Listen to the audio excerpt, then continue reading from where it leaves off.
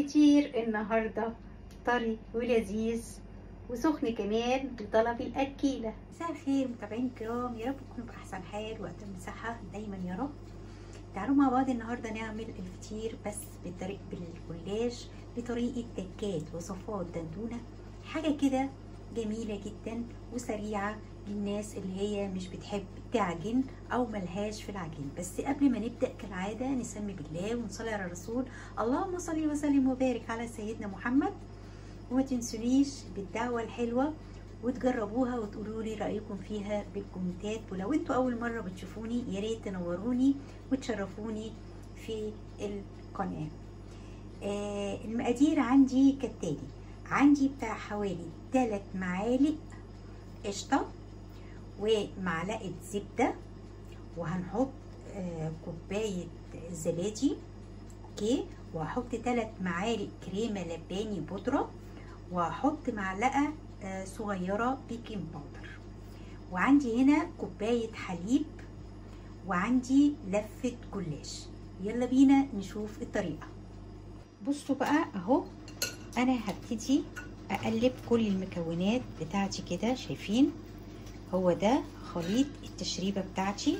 وطبعا انا ما حطيتش بقى ايه زبده كتير لان كده كده انا حاطه قشطه اهو. هنقلبه كده وبعدين نبتدي ننزل باللبن بتاعنا كده اهو زي ما انتوا شايفين. هو ده اللي احنا هندهن بيه الجلاش بتاعنا اهو. هنحط معلقه كوبايه من اللبن اهو، هي كده مقدار كوبايه بالظبط. بصوا بقى ما شاء الله بتبقى حاجه كده عظمه.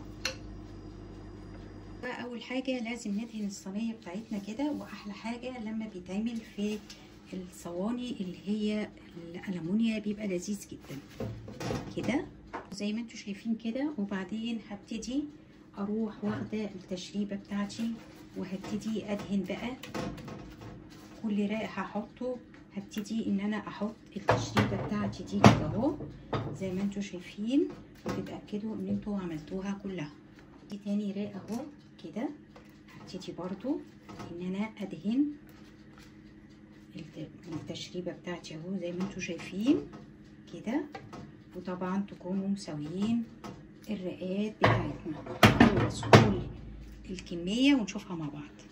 حبايبي انا دهنتها كلها اهي زي ما انتوا شايفين، وفي النص كده حطيت واحده جلاش اهي. مش مشكله لو متهربت، يعني لو اتهربت منكم، بس اهم حاجه ان انتوا تغطوا الجلاش وانتوا يعني تسحبوا واحده واحده كده. وهنبتدي برضو ندهن اهو، ومن هنا برضو نفس الحكايه اهو كده، وبرضو نبتدي ندهن.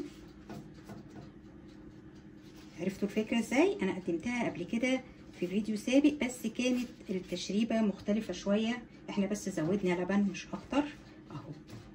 عرفتوا الفكره ازاي؟ هخلصها ونشوفها مع بعض.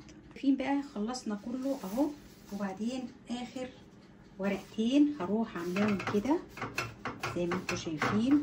وبعدين هبتدي ان انا احاول ان انا ادخلهم كده اهو زي ما انتوا شايفين كده كده اهو زي ما انتوا شايفين. بصوا ما شاء الله اهي دورتها كلها.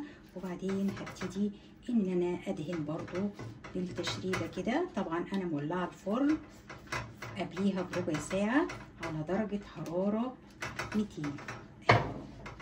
طبعا كل فرن بيختلف عن التاني، فاحنا اهو هنحطها ونشوفها في الرف الاوسط ونشوفها مع بعض. ادي حبايبي الفطيره بتاعتنا خرجت من الفرن اهي، ما كملتش تلت ساعه، وشايفين شكلها بقى بتقول يم يم يم يم يم يم يم اهي، حاجه كده فاخر ومن الاخر. وعملناها بالجلاش.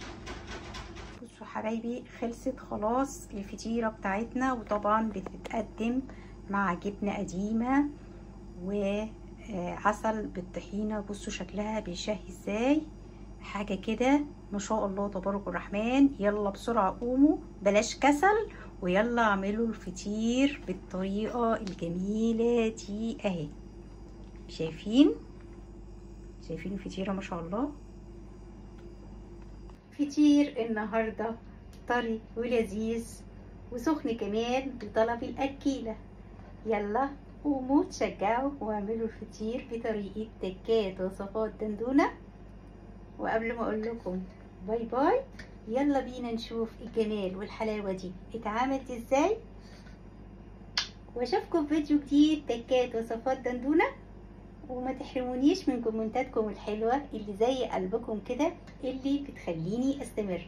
باي باي، بحبكم في الله.